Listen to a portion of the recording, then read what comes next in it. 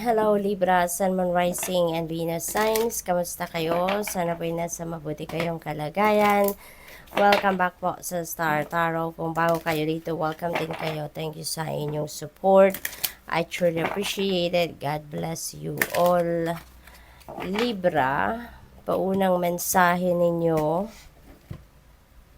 I shine from within. Ayan, Libra, it's about time na, no? Para i-reveal ninyo yung totoo ninyong ganda, reveal your true beauty sa mundo, i-share ninyo kung ano ang meron kayo, talents, skills, gifts, diba? Compassionate heart, kind heart, no?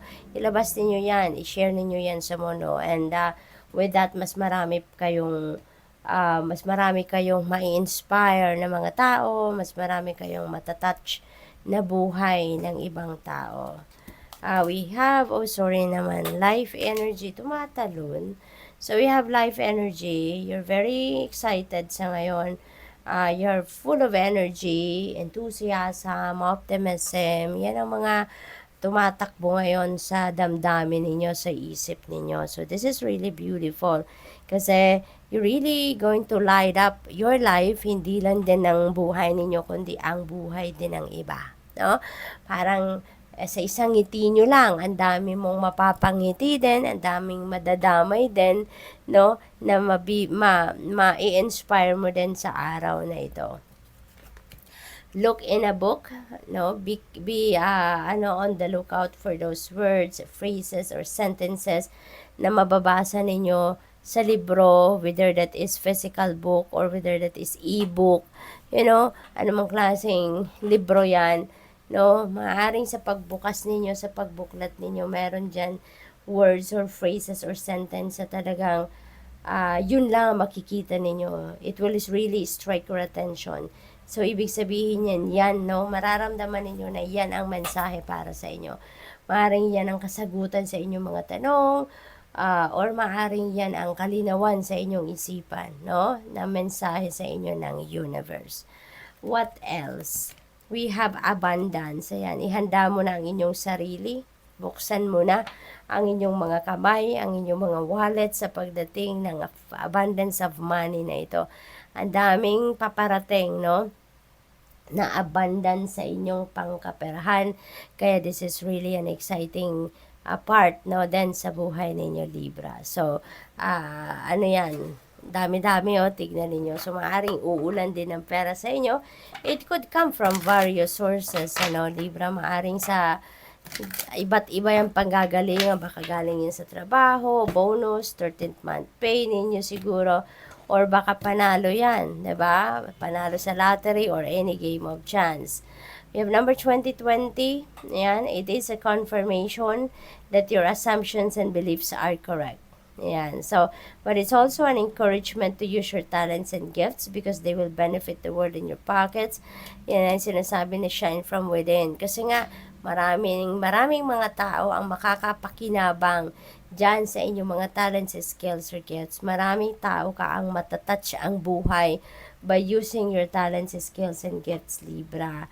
Be of service to others. Ayan, so maaaring ito ang inyong mission, ito yung inyong purpose in life, to be of service to others, and ang magagamit ninyo dito para ma-carry out ninyo yung inyong mission is gamitin ninyo ang inyong talents, skills, and gifts dito. So, your potential is enormous, no? Kaya wag kayong mag-play small, wag ninyong itago yan, ano, ng mga kakayanan ninyo dahil yan ang magiging daan para ma-carry out ninyo, ma-fulfill ninyo ang inyong mission sa buhay.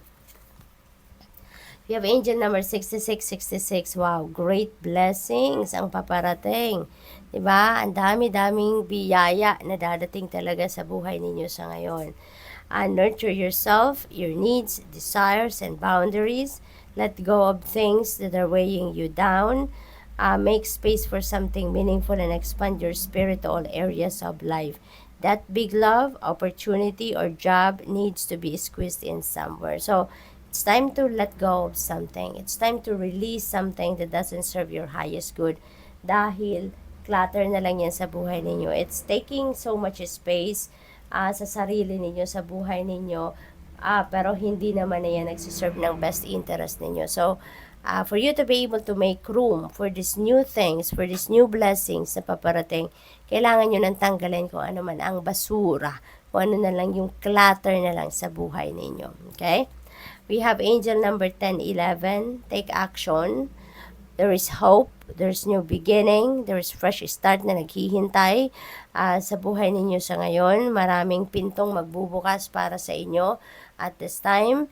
Sabi dito, this is a call to action to move forward. The sooner you get going, the sooner you will accomplish what you set out to do. Those with patience will eventually reap the rewards of their perseverance. Ayan. So, kailangan na, di ba? Kailangan na ninyo mag-take action. Kung mayroon kayong mga ideas, wag na kayong magpatumpik-tumpik pa. Wag na kayong mag-play small. Go for it, no?